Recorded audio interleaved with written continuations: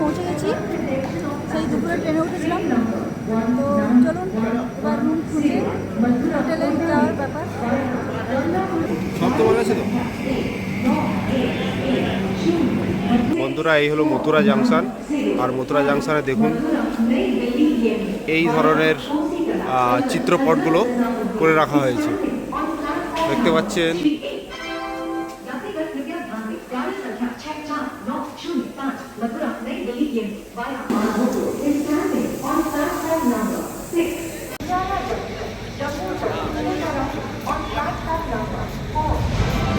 তো এই হচ্ছে যে মথুরা জাংশন লেখা আছে, এই দেখুন এখানে এক্সিট বলেও লেখা আছে। এই পাশ থেকে আমরা সমস্ত কিছু টোটো অটো সমস্ত কিছু পাবো। আমরা এক টোটোতে করে চলে যাব কোথায় না, মেন মার্কেটে। তো দিল্লি ব্লাস্টের জন্য কিছু কিছু এরিয়া এখন হাই অ্যালার্টে আছে, যার জন্য ওরা আমাকে মার্কেট এরিয়াতে ছেড়ে দেবে। আমরা মার্কেটে গিয়ে আমাদের মতো করে ধর্মশালা বা রুম এসব আমরা খুঁজে নেব। তো চলুন যাওয়া যাক সামনের দিকে। তো এখান থেকে আমরা করে নিলাম অটো রিক্সা। তো এখান থেকে আমরা যাব মার্কেট এরিয়া। রাধে রাধে, সবাই বলো রাধে রাধে।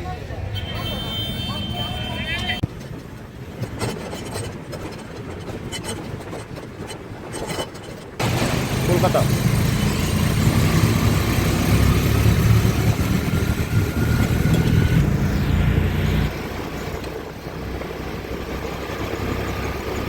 আর এখান থেকে বৃন্দাবন অবধি এই জেঠু আমাদের কাছ থেকে 200 টাকা করে নিচ্ছে। চলুন দেখুন এখানকার রোড রাস্তাতে যে লাইটগুলো, সেখানে ময়ূর পঙ্খির মতো কত সুন্দর করে ব্যবস্থাপনা করা। তো এখন তো আলো নেই, তাই মোবাইলের ক্যামেরাটা একদম হেজি হয়ে গেছে। তো তা সত্ত্বেও আপনাদেরকে আমি দেখানোর চেষ্টা করছি। এই দেখুন কত সুন্দর করে স্ট্রিট লাইটগুলোকে অর্গানাইজ করা। তো আমরা এখন ডিসিশন নিলাম যে আমরা বৃন্দাবনে থাকবো।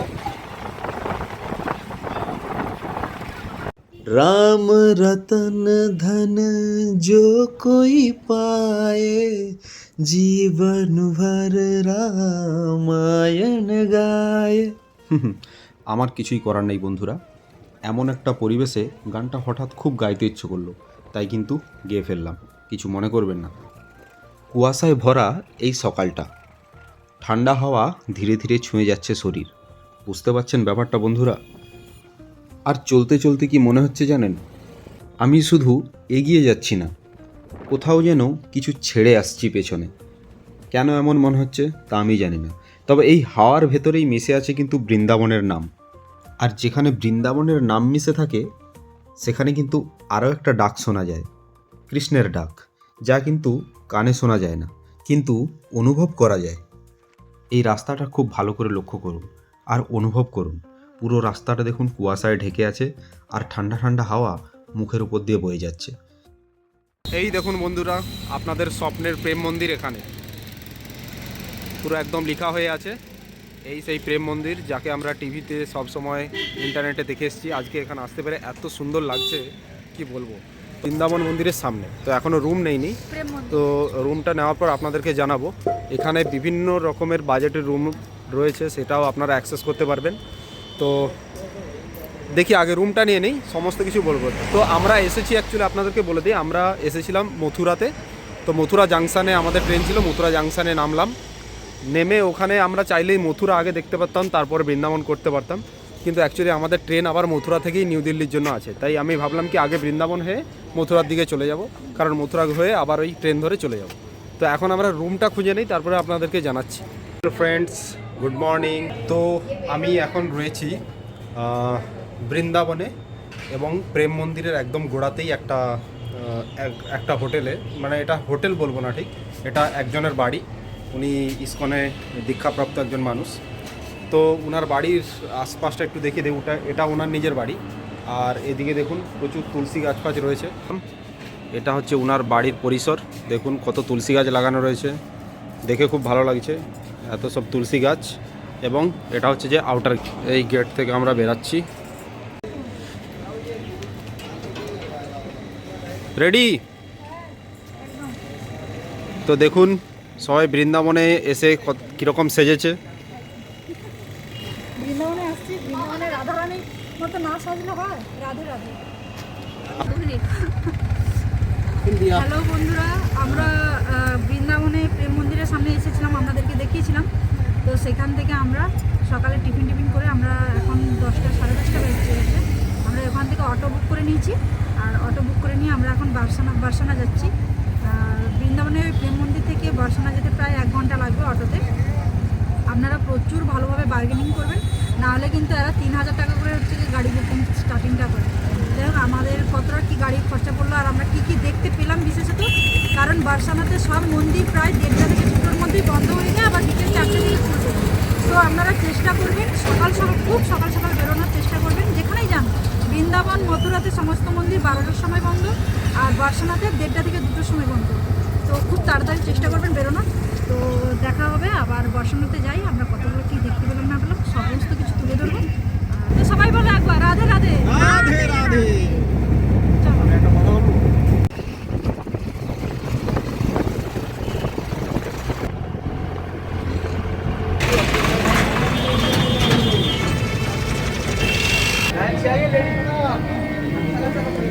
তো বন্ধুরা, এটাই হচ্ছে যে সেই কীর্তি মন্দির, যেটা কিনা 12টার সময়, দিন 12টার সময় বন্ধ হয়ে যায়। তো আমাদের ভাগ্য ভালো, আমরা পৌঁছে গেছি। এই সেই কীর্তি মন্দির। বাবা, কি কারুকার্য! মানে আপনারা শুধু দেখুন, মন্দির 12টার সময় বন্ধ হয়ে যাবে, তাই আমাদেরকে একটু তাড়াতাড়ি দেখতে হবে এগুলো। এই রঙ্গলি মহল।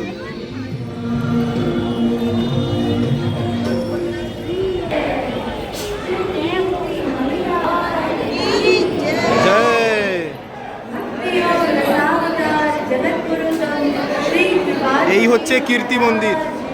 ও মাই গড, এটা একটা আলাদাই অনুভূতি বন্ধুরা।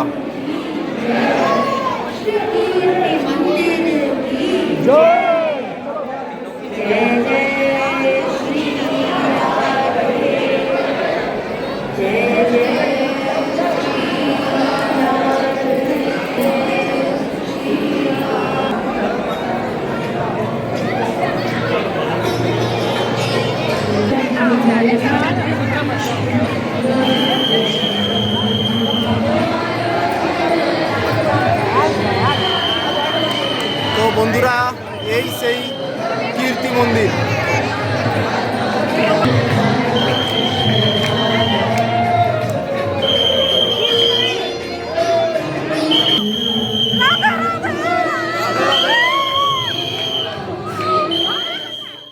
বন্ধুরা, এই সেই পবিত্র ভূমি, এই সেই কীর্তি মন্দির। এই পবিত্র ভূমিতেই একদিন জন্ম নিয়েছিলেন প্রেমের মূর্তি শ্রীমতী রাধারানী। মূল মন্দিরের ভেতরের যে চিত্রটা আপনারা দেখলেন, আমি সেখানে কোনো রকম এডিট করিনি। তার কারণ কি জানেন? আমি সেই মানুষের উন্মাদনা, সেই ভালোবাসা, সেই ভক্তের মনে যে ভক্তি, সেটা আপনাদেরকে দেখাতে চেয়েছিলাম। আসলে এখানে যদি আপনারা কখনো না আসেন, তাহলে সেটার অনুভূতি কখনোই আপনারা দূর থেকে বা এই ভিডিও দেখে বুঝতে পারবেন না। তবে যাই হোক, এখানকার আকাশ বাতাস জুড়ে শুধু ভক্তির ধ্বনি।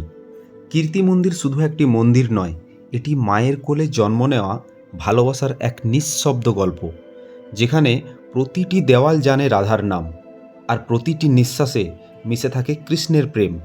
এই জায়গায় এসে বোঝা যায় যে ভক্তি মানে কিন্তু শুধু প্রার্থনা নয়, ভক্তি মানে নিঃস্বার্থ ভালোবাসা।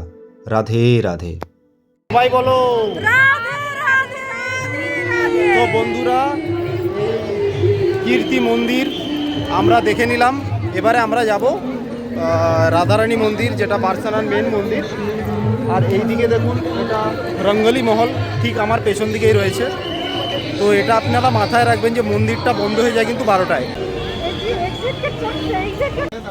তো এই সেই পাহাড়ের উপরে দেখুন, আমরা পাহাড়ের উপরেই যাব, সেই রাধারানীর মন্দির বারসানাতে যেটা বলে।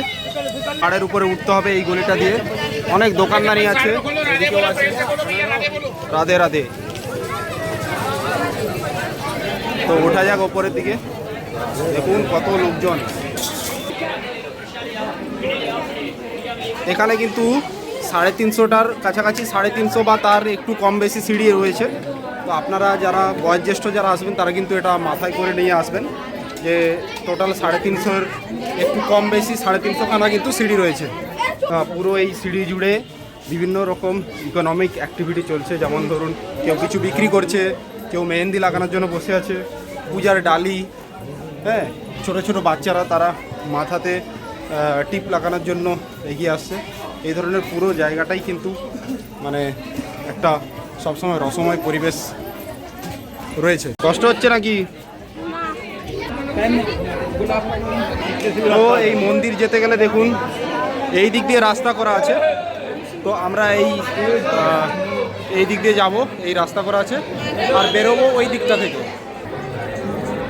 এই মন্দির থেকে পুরো উত্তরপ্রদেশের এই জায়গাটা কেমন দেখায় সেটা আপনাদেরকে দেখাচ্ছি। মানে এই মন্দিরতে আসতে পেরে মানে জীবন ধন্য হয়ে গেছে। শুধু বাইরের দৃশ্যটা দেখুন, ওয়াও।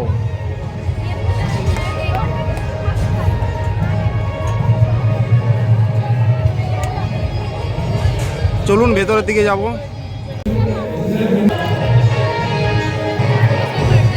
শ্রী লাডলি জি মহারাজ, প্রচুর মানুষের ভিড়, মানে দেখুন শুধু লাখো লাখো কোটি কোটি শরণার্থী প্রত্যেকদিন ভিজিট করে এখানে।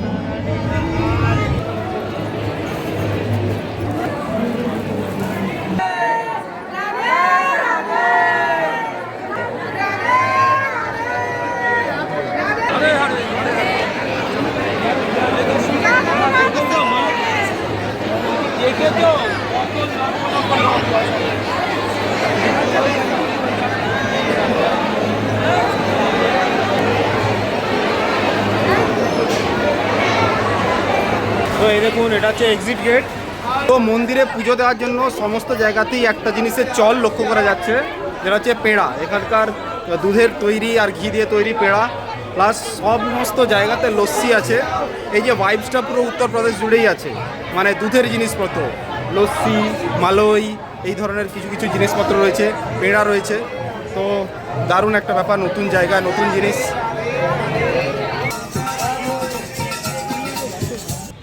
এই যে হচ্ছে মেন রোড, আর আমরা এই রোড ধরেই যাব হচ্ছে যে নন্দগাঁও। তো এখান থেকে আমরা নন্দগাঁও যাব। আপনারা জানেন যে নন্দ মহারাজ ছিলেন তার পালিত পিতা শ্রীকৃষ্ণের, এবং যশোদা মা ছিলেন তার পালিত মা। তো যাওয়া যাক সেখানে, দেখা যাক। পাহাড়ের উপরে রয়েছে, আমরা আস্তে আস্তে করে পাহাড়ের দিকে উঠব। শ্রীকৃষ্ণ বলরাম মন্দির। এই যেতে যেতে এই মন্দিরটা আমার চোখে পড়লো, শ্রীকৃষ্ণ বলরাম মন্দির। জয় শ্রীকৃষ্ণ। এই যে গলিটা বন্ধুরা, এই যে গলিটা না, এই গলিটা দেখলেই আপনার একটা স্পিরিচুয়াল ভাইবস তৈরি হবে। এবং এখানে বলা হয়ে থাকে যে শ্রীকৃষ্ণ তাঁর যে লীলার অনেকটা অংশ জুড়ে এই নন্দগাঁওতে তার লীলার অনেকটা অংশ মানে কিন্তু রয়েছে। তো সেই যে ভাইব সেটা কিন্তু এখন থেকে আমি পাচ্ছি। মানে এইখানকার রাস্তাঘাট, অলিগলি সব যেন একটা গন্ধে ভরপুর। সেখানে যেন সব জায়গাতে একটা কৃষ্ণের যে ভাব, সেই ভাব বর্তমান। অটোওয়ালা থেকে শুরু করে দোকানদানি যারা রয়েছে, সমস্ত লোক রাধে রাধে ছাড়া কথাই বলে না। তো একটা দারুণ অনুভূতি।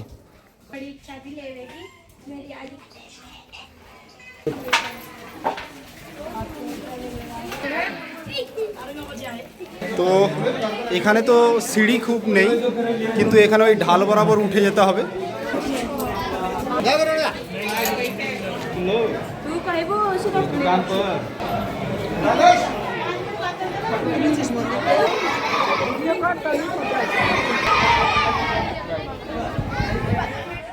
এই পাহাড় চূড়ার গ্রামটাই নন্দগাঁও, যেখানে শৈশব কাটিয়েছিলেন লীলা পুরুষোত্তম শ্রীকৃষ্ণ। এখানেই নন্দ মহারাজের ঘর, যেখানে কৃষ্ণ শুধু ভগবান নন, তিনি ছিলেন এক আদরের ছেলে। এখানে হাঁটলে মনে হয় এই তো কৃষ্ণ দৌড়ে গেলেন সামনে, মাখন চুরি করে মায়ের ডাক শুনে ফিরে আসছেন। আজও যদি মন দিয়ে শোনো, নীরবতার মধ্যে ভেসে আসে যশোদার ডাক, কানহা কোথায় গেলি? আর এই মাটিতে হাঁটলে না পা থমকে যায়, কারণ এখানে পা ফেলেছিলেন স্বয়ং শ্রীকৃষ্ণ। হরে কৃষ্ণ। এই নন্দগাঁওর যে শ্রীকৃষ্ণের যে বিগ্রহ রয়েছে, সেখানে কিন্তু দুটো শ্রীকৃষ্ণের বিগ্রহ রয়েছে, কিন্তু এখানে একজন কিন্তু বলরাম, আরেকজন শ্রীকৃষ্ণ। কারণ এখানে দস্যুদের যখন আক্রমণ হতো তখন বলরাম বড় দাদা হিসাবে শ্রীকৃষ্ণকে বাঁচানোর জন্য তিনি তার রূপটাকে নিজেই আবার শ্রীকৃষ্ণ করে নিতেন। তার জন্য এখানে দুজন শ্রীকৃষ্ণের মূর্তি দেখতে পাবেন। তো অ্যাকচুয়ালি আমি এটার ভিডিও করিনি, ভিতরের ভিডিও, আর সেটা উচিত হবে না, কিন্তু আপনারা যখন এখানে আসবেন আপনারা এগুলো দেখবেন। এখানে আসা মানেই কিন্তু একটা পুণ্য এবং আত্মার শান্তি, মনের শান্তি, সব শুদ্ধ। রাধে রাধে রাধে। এখন আসছি আমরা গোবর্ধন পর্বতে। এটা কোনো পাহাড় নয়, এটা একটা জীবন্ত প্রমাণ যে ভগবান শক্তির প্রদর্শন করেন না, তিনি ভক্তির মর্যাদা রাখেন। যেদিন দেবতার অহংকার ভাঙতে আকাশ থেকে ঝড় নেমে এসেছিল, সেই দিন এক শিশু এক আঙুলে তুলে নিয়েছিল সমগ্র ব্রজবাসীকে। এই হলো গোবর্ধন। আজও যারা শ্রদ্ধায় এই পর্বতের পরিক্রমা করেন, তাদের কাঁধে শুধু ক্লান্তি নয়, তারা ভক্তিরও ওজন বহন করেন। হরে কৃষ্ণ প্রভু।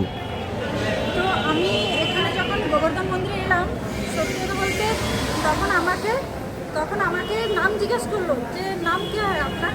তো আমি বললাম যে অদিতি পণ্ডা। ও কলকাতা সে হো? আমি হ্যাঁ। বলতে ওরা আমাকে ভেতরে নিয়ে গেলো, নিয়ে গিয়ে ঠাকুরের সামনে, একদম ঠাকুরের সামনে আমাকে মাথা ঠুকে প্রণাম করে মাথায় হাত দিয়ে, পিঠে হাত দিয়ে বলছে যে বিয়ে কবে করেছে? আমি যে রিসেন্ট। বলছে তাদের স্বামীর সাথে ভালো করে সংসার করে, সুখে শান্তিতে সংসার করে, আর বলো প্রেমকে বলো রাধে রাধে।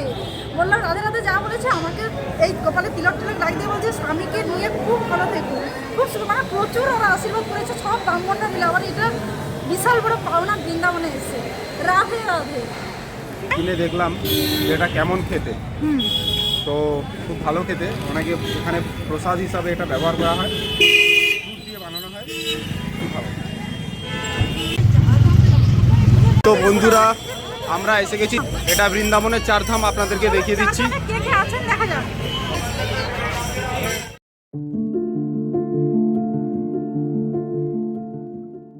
এইদিকে আছে শিবশম্ভু।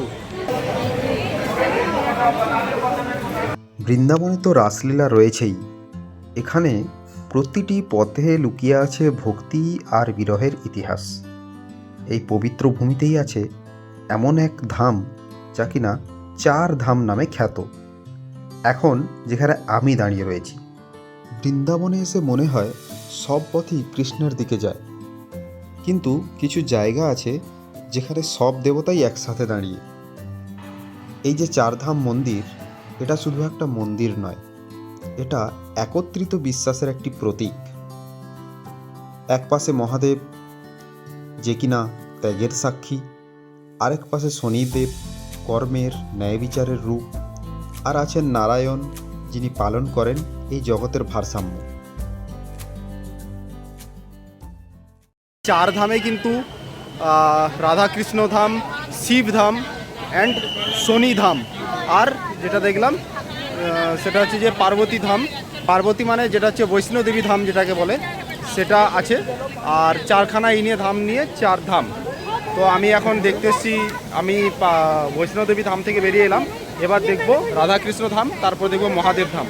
তো চলুন, দারুণ কিন্তু একটা ব্যাপার, একটা বিশাল বড় জায়গা, 1-1.5 ঘন্টা এখানে সময় নষ্ট হয়, কিন্তু আমি অটো ধরবার জন্য যত তাড়াতাড়ি সম্ভব দেখার চেষ্টা করছি।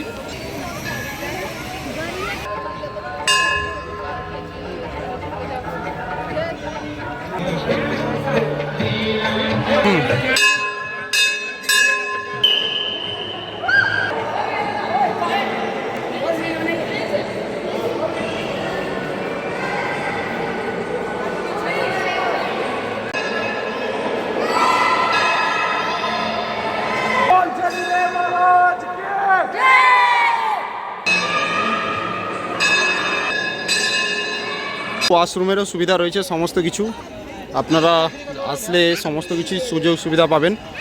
তো দারুণ একটা ব্যাপার। তো এই ছিল আমাদের শনিধাম। এবারে চলুন আমরা মুভ করব কৃষ্ণ ধামের দিকে এবং মহাদেব ধাম। দেখুন মহাদেব কিন্তু ওখানে বসে রয়েছেন, একটা আলাদাই ব্যাপার স্যাপার বন্ধুরা, না আসলে পুরো মিস। দেখতেই পাচ্ছেন ছায়া ফুড মার্ট।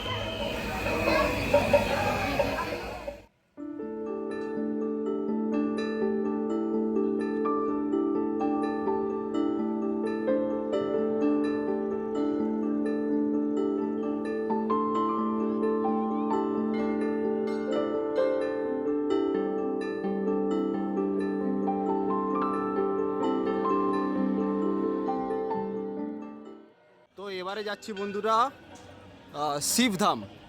তো আপনারা দেখলেন 3টে ধাম, এবারে দেখবো শিবধাম।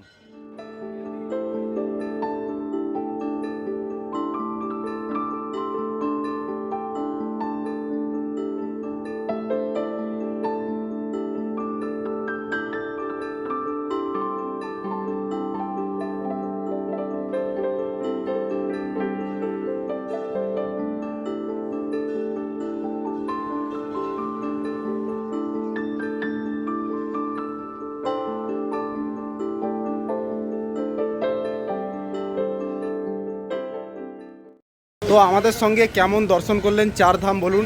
একটা দারুণ জায়গা, না আসলে কিন্তু মিস করবেন। আমরা অটো যে ড্রাইভার এসছেন ওনার সঙ্গে ঝগড়া করতে কিন্তু এখানে ঢুকেছি, তো একদম last moment. This is very good and spiritual ভাইবসটা একদম অন্যরকম।